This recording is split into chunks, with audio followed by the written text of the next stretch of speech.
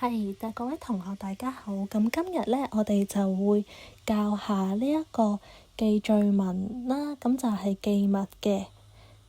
咁就係教大家比喻嘅手法。咁首先咧，今堂我哋嘅學習目標咧，就係第一喺教材入面揾出比喻句啦。第二就係認識比喻句嘅結構啦。第三就係揾出本體同埋喻體嘅共通點啦。第四就係喺段落入面揾出比喻句嘅。咁首先呢，我哋就會做一個預習啦。咁我哋呢，就會喺教材一同埋教材二嗰度揾出比喻句。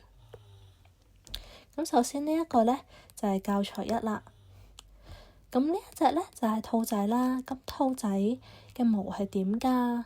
咁兔仔嘅毛呢，就係白嘅。咁白色嘅話呢，就會令人聯想起雪啦，所以我哋就會講出小兔子的毛白得像雪啦。咁我哋跟住落嚟又睇下教材二咯喎。係，咁第一題，小狗的頭是圓形的，黑眼睛圓圓的，像一對玻璃球。第二就係一身棕黃色的毛包着它的身子，柔軟得像個絨球。第三就係小狗走路時搖搖擺擺，尾巴像個鐘擺。咁黑色圓碌碌嘅眼睛呢，就似一對玻璃球啦。因為玻璃球都係圓碌碌嘅，所以就用咗像呢一個語詞啦。咁就係明喻嘅手法嚟嘅。咁而第二題呢，就講一啲棕黃色嘅小狗嘅毛呢，就好柔軟啦。咁因為係一紮毛咁樣，同埋係柔軟嘅。而絨球呢，就同毛一樣呢，都係好柔軟，所以我哋就會將棕黃色嘅小狗嘅毛呢，比喻為呢一個嘅絨球啦。而第三呢，小狗走路時搖搖擺擺，尾巴像個鐘擺呢，就係形容緊小狗呢行路嗰陣呢，佢條尾就搖下搖下，咁就好似一個時鐘咁樣上面個鐘擺啦。因為時鐘嘅鐘擺呢，都係左右咁樣擺嚟擺去嘅。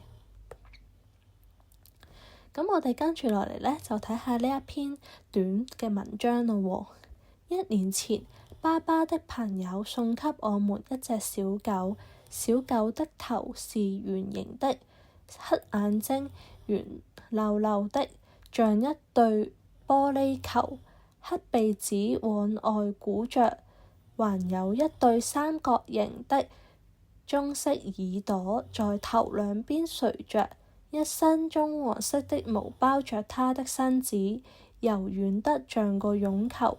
小狗走路時搖搖擺擺，尾巴像個鐘擺。呢一篇短文嗰度呢，就首先有幾個比喻啦。第一就係小狗嘅頭係圓形啦，同埋黑眼睛圓溜溜的。咁黑眼睛圓溜溜就好似一對玻璃球。咁呢一個係第一個比喻啦。而第二呢，就係呢一個棕黃色嘅小狗嘅毛啦，就因為一樣同絨球一樣好柔軟，所以就將棕黃色嘅毛比喻為絨球。而呢個就係啱啱第三個嘅例子啦，搖搖擺擺，尾巴像個鐘擺，就好似時鐘嘅鐘擺咁樣向左向右咁樣擺嚟擺去。咁而比喻句呢，其實通常呢都會包括3個部分。第一就係本體，第二就係喻詞，第三就係喻體。咁本體係乜嘢呢？本體就係要描述、說明嘅事物啦。而喻詞呢，就係像啊、好像咁樣嘅。而喻體呢，就係用嚟比喻本體嘅一啲事物。咁我哋跟住落嚟呢，就睇下一啲例子咯喎。例如呢一個，我的面兒好像紅蘋果。點解會咁樣講呢？我哋喺圖入面呢，就睇到呢一個小女孩呢，塊面就有一啲紅暈啦，即係塊面係紅嘅，而紅蘋果呢都係紅色嘅，所以我哋呢，就將呢個小女孩，即係我的念兒呢，就比喻為一個紅蘋果。咁佢哋有乜共通點呢？就係大家都係紅色嘅。而好像呢兩個字呢，就係語詞啦，係名語嚟嘅。我的念兒好像紅蘋果。咁大家可唔可以話俾我聽呢一句句子嘅本體、語詞同埋語體係乜嘢呢？其實本體呢，就係我的念兒，而語詞呢，就係好像，而語體呢，就係紅蘋果。咁啱啱都有提到㗎啦，念兒與紅蘋果有什麼相似之處呢？首先第一，顏色啦，一樣都係紅色嘅。第二，外形，塊面呢都係有啲圓圓地，之後又有下巴尖尖地咁樣啦，就同蘋果個形狀啦，又圓又有少少尖咁樣呢，有啲相似。咁而家又睇下另一個例子咯喎，小兔子的一身白毛像棉花。咁呢，我哋就喺呢幅圖片度睇到呢，一隻兔仔啦，全身嘅白毛呢，就都係白色啦，同棉花一樣，同埋都係軟綿綿啦。小兔子嘅毛同埋棉花，咁我哋就可以睇下佢嘅本體、語詞同埋語體係咩咯喎。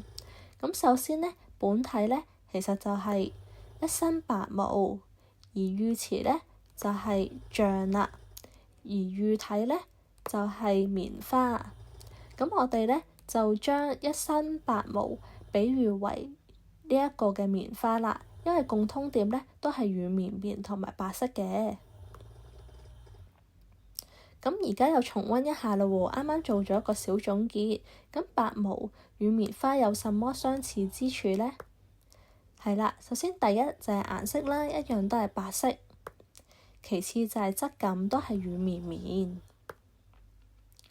呢個就係頭先啱啱有提到嘅例子啦。咁呢，呢個時候呢，尾巴就係本體啦，而語詞呢，就係像，語體就係鐘擺啦。咁尾巴同鐘擺又有咩相似之處呢？首先第一就係外形啦，係。咁而家就有一個小組討論嘅環節。咁請大家完成呢一個小組討論嘅環節啦。好，大家都做得好好喎。咁跟住落嚟呢，我哋呢堂呢就做埋呢一個嘅課堂工作紙。咁呢一個課堂工作紙呢，就係要大家揾翻一個句子嘅本體、語詞、語體，同埋要寫翻本體同埋語體嘅共通點。而家又進行呢個分組討論咯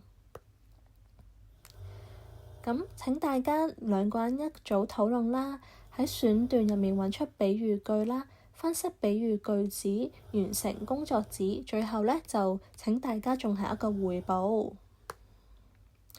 咁呢，我哋而家有4個學習目標啦喎。首先呢，第一就係喺教材嗰度揾出比喻句啦，第二就係認識比喻句嘅結構啦，第三就係揾出本體同語體嘅共通點，而第四呢，就喺段落入面揾出比喻句啦。